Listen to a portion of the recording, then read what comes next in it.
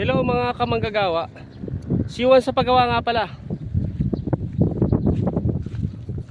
Di ko alam kung paano ko umpisahan tong video na to eh. Pero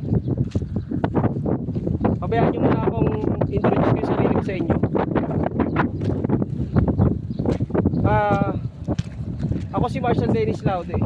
Nung bata pa ako, palagi akong curious sa mga iba't ibang uri ng trabaho eh. Mga manggagawa, mga government employee, yung mga nakikita ko noon. Kaya naisip ko gumawa ng documentary. Pinapasok ko yung iba't ibang uri ng trabaho mula pa noon. Siguro mga nasa magtatatlong dekada ko na itong ginagawa.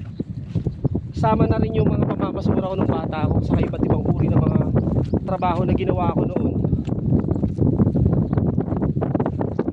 Sinusulat ko tong libro na to para maging inspirational book siya.